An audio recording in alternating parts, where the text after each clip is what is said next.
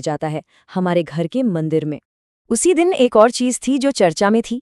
घर में शंख रखने का सही तरीका क्या है। अब शंख सिर्फ कोई सजावट की चीज नहीं है। वास्तुशास्त्र के हिसाब से तो ये घर में पॉजिटिव एनर्जी और दिव्यता लाने का एक बहुत ही पावरफुल जरिया है। और इसके नियम भी बड़े खास हैं, जैसे कि उसे कहाँ रखना है, उसका मुंह किस तरफ होगा, और ये कि उसमें हमेशा जल भरा होना चाहिए। ये सिर्फ रीति रिवाज नहीं है, बल्कि ये दिखाता है कि इंसान हमेशा से अपने जीवन में एक तरह की व्यवस्था, एक दिव्य सामंजस्य चाहता है।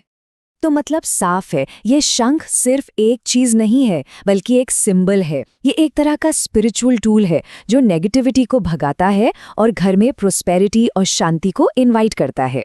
ये दैवीय शक्ति से जुड़ने का एक तरीका है। तो ठीक है, अब हमारे पास 3 अलग अलग तस्वीरें हैं। एक बागी एंटी हीरो, एक चैंपियन हीरो और एक पवित्र प्रतीक। सवाल ये है कि इन तीनों को जोड़ने वाला धागा आखिर है क्या?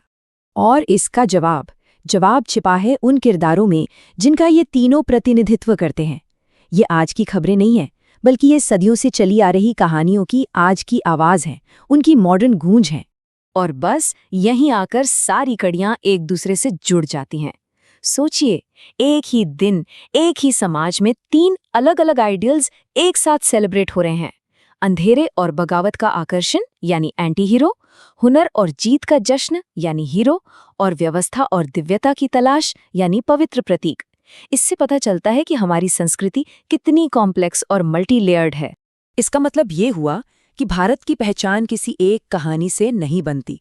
ये एक ऐसी जमीन है जहां बगावत, जीत और भक्ति की कहानियां सब एक साथ सांस लेती हैं। हम मीडिया में जो भी देखते हैं ना, वो असल में इसी जिंदा दिल और कॉम्प्लेक्स कल्चरल आइडेंटिटी का एक आईना है।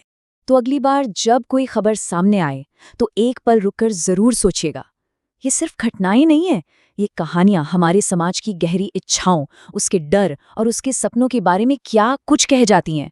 और सबसे बड़ा सवाल, हम सब किन कहानियों के सहारे जी रहे हैं?